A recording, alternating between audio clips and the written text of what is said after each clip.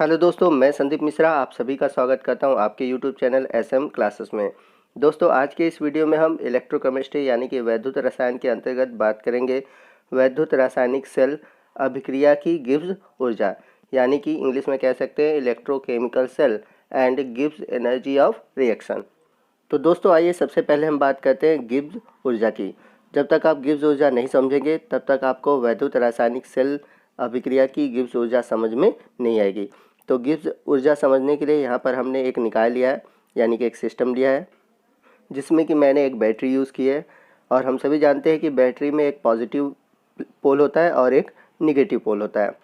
अब यदि हम इन दोनों पोल को किसी धातु की तार से जोड़कर इसे बल्ब द्वारा जोड़ दें तो सेल की ऊर्जा द्वारा यह बल्ब क्या होगा, जलने लगेगा। यदि हम इस बल्ब को जलाकर छोड़ दें तो कुछ समय पश्चात ऐसा कंडीशन आएगा कि इस बल्ब का जलना बंद हो जाएगा। अब यदि आपसे पूछा जाए कि ये बल्ब का जलना बंद क्यों हो गया, तो आप सिंपली ज़रूर ये जवाब देंगे कि इस सेल की बैटरी डाउन हो गई है, या फिर आप ये कहेंगे कि इस सेल की ऊर्जा समाप्त हो गई है, जिसके कारण यह बल्ब जलना बंद हो गया। लेकिन यहाँ पर क्वेश्चन ये बनता है, क्या इस सेल की कुल ऊर्जा समाप्त हो गई है? परंतु ऐसा नहीं है। क्यों नहीं है? क्योंकि हम सभी जानते हैं कि इस सेल की द्रव्यमान है और जहाँ पर द्रव्यमान होता है वहाँ पर ऊर्जा होती है। अतः इस सेल के समाप्त होने के बाद भी इसकी कुल ऊर्जा खत्म नहीं हुई है।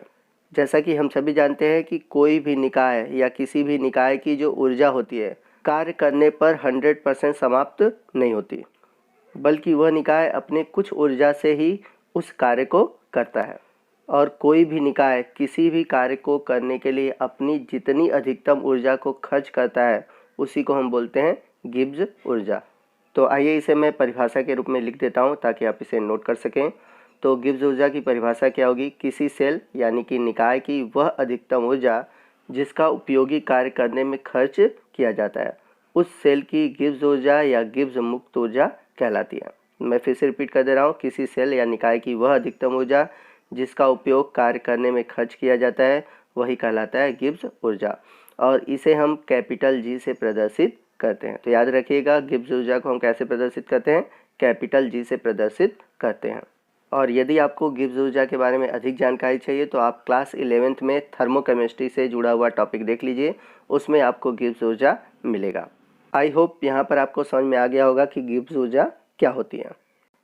तो यदि हम बात करें किसी भी निकाय की, तो जब कोई भी सेल कार्य करता है यानी कि कोई भी निकाय कार्य करता है तो उसके गिब्स ऊर्जा में कमी होती है। जैसा कि हम लोगों ने अभी पढ़ा कि जब भी कोई निकाय कार्य करता है यानी कि अपनी अधिकतम ऊर्जा खर्च करता है वो कहलाती है गिब्स ऊर्जा। अब जब वो अपनी ऊर्जा को खर्च करेगा तो जाहिर सी बात है उसकी ऊर्जा में कमी आएगी ही।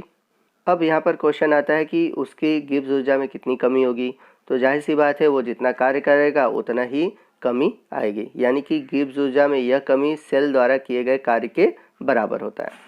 अब यदि हम इस कंसेप्ट को फार्मूले के रूप में लिखें तो हमारा फार्मूला क्या मिलेगा? W बराबर minus delta ji.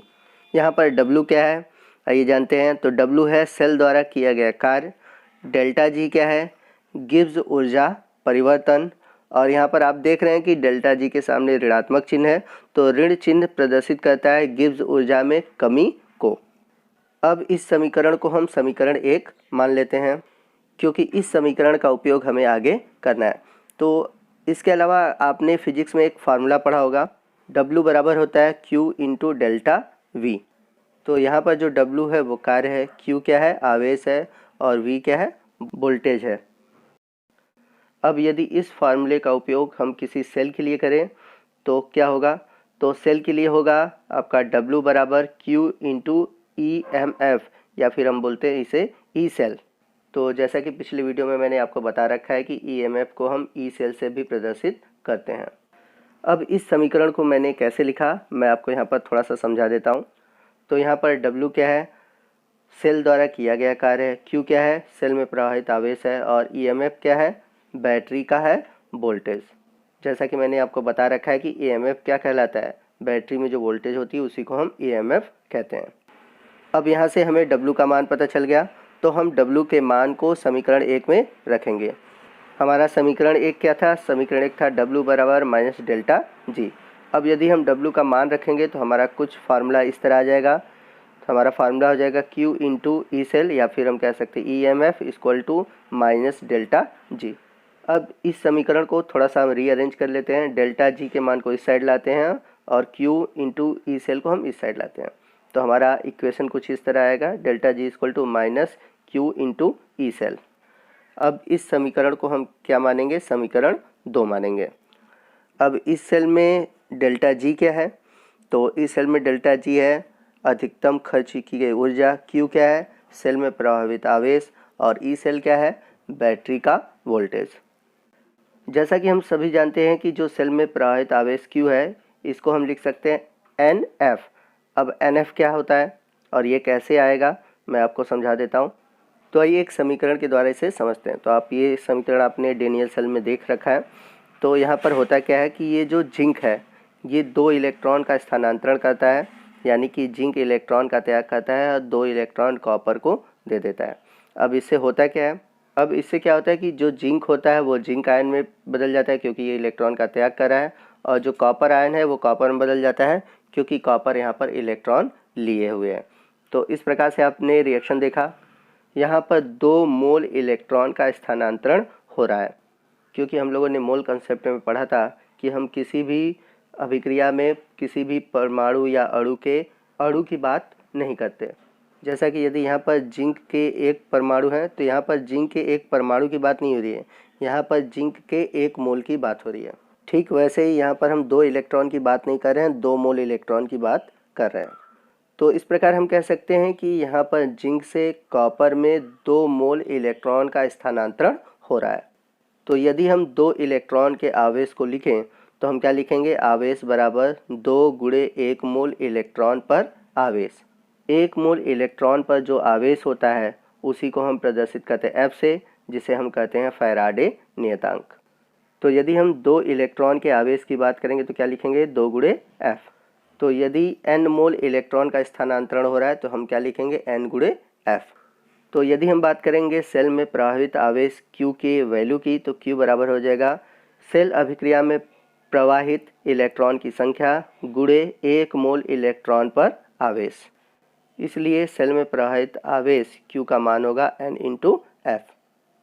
I hope आपको समझ में आ गया होगा कि सेल में प्रवाहित आवेश Q को हम NF क्यों लिखते हैं। अब यदि हम क्या करें, Q के मान को समीकरण 2 में रख दें, तो Q के मान को जब हम समीकरण 2 में रखेंगे तो हमें क्या प्राप्त होगा, delta G equal to minus NF E cell, यानी कि EMF। तो इस अभिक्रिया में देखें हम तो डेल्टा जी क्या है, सेल की गिब्स ऊर्जा में परिवर्तन है। N क्या है, सेल अभिक्रिया में प्रवाहित इलेक्ट्रॉन के मोलों की संख्या है। F क्या है, फैराडे नियतांक है। और ई सेल जिसे हम EMF भी कहते हैं, जिसे हिंदी में कह सकते हैं सेल विभव या सेल का EMF। अब इस फार्मूले को अगर हम परिभाषित करें तो हमारी परिभाषा कुछ इस तरह आएगी। कैसे आएगी, यह समीकरण गिब्स ऊर्जा और सेल के EMF में संबंध को व्यक्त करता है। अब इस समीकरण को यदि हम मानक रूप में लिखें, मानक रूप में मैंने पीछे भी आपको बता रखा है, तो जब हम मानक रूप में लिखेंगे तो हमारा इक्वेशन किस तरह आएगा, delta G nought equal to minus NF E cell not.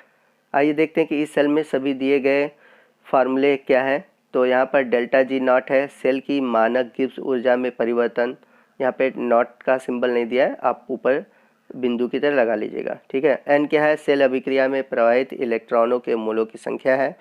F क्या है, फैराडे नियतांक है। और ई सेल नॉट, तो यहाँ पर भी बिंदु देना भूल गया है, आप लिख लीजिएगा।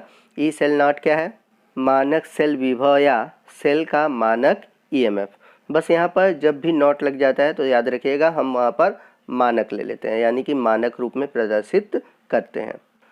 तो देखिए अभी इस चैप्टर में हम लोगों ने ये फार्मूला पढ़ा, और इसके पहले पिछले चैप्टर में हम लोगों ने ये भी फार्मूला पढ़ रखा है, E cell nought equal to 2.303 into RT upon NF into log KC। अब हम क्या करें कि इस ई सेल नॉट के मान को ऊपर वाले समीकरण में रखें तो हमारा समीकरण कुछ इस तरह आएगा। आप देख सकते हैं यहाँ पर हम ई सेल नॉट के मान को हटा रहे हैं और यहाँ पर हम लोग ई सेल नॉट का मान रख रहे हैं। तो हमारा फार्मूला क्या है, minus NF into 2.303 into RT/NF into log KC। अब यहाँ पर आप देख रहे हैं NF है ऊपर की ओर, यहाँ पर नीचे की ओर है, तो ये दोनों NF क्या होंगे, एक दूसरे से कैंसिल हो जाएंगे। तो कैंसिल होने के बाद हमें समीकरण प्राप्त होगा delta G naught equal to -2.303 into RT log KC। अब इस समीकरण को हम क्या कह सकते हैं, तो आप सभी देख रहे हैं मानक अवस्था में है, तो हम कह सकते हैं कि यह समीकरण मानक गिब्स ऊर्जा परिवर्तन और साम्य स्थिरांक में संबंध को प्रदर्शित करता है। तो याद रखिएगा, यहाँ पर हम लोगों ने मानक गिब्स ऊर्जा परिवर्तन और साम्य स्थिरांक में संबंध को देख रहे हैं। तो यहाँ पर जो डेल्टा G नॉट है मानक गिब्स ऊर्जा परिवर्तन है, R क्या है, गैस नियतांक है, कैपिटल T क्या है, ताप है जो कि केल्विन में है, और KC क्या है, साम्य स्थिरांक है। तो दोस्तों ये थी आज की वीडियो। उम्मीद है कि आपको इस वीडियो से बहुत ही बेनिफिट हुआ होगा, आपका हर कंसेप्ट क्लियर हो गया होगा। अगर आपको वीडियो अच्छा लगा हो तो वीडियो को ज़रूर लाइक कीजिएगा। कोई भी डाउट हो आप हमसे कमेंट करके पूछ सकते हैं, और अगर वीडियो अच्छा लगा है तो आप कमेंट करके हमें कह भी सकते हैं, और अपने दोस्तों में इसे अधिक से अधिक शेयर कीजिए ताकि वो भी इसका बेनिफिट पा सकें। और यदि आप हमारे चैनल पर नए हैं और अभी तक आपने हमारे चैनल को सब्सक्राइब नहीं किया है तो प्लीज़ हमारे चैनल को सब्सक्राइब कीजिए और बगल में जो बेल आइकन है उसको प्रेस कीजिए ताकि जब भी मैं कोई नया वीडियो अपलोड करूं उसका नोटिफिकेशन आपको मिलता रहे। तो मिलते हैं अगले वीडियो में अगले टॉपिक के साथ, तब तक के लिए जय हिंद, जय भारत।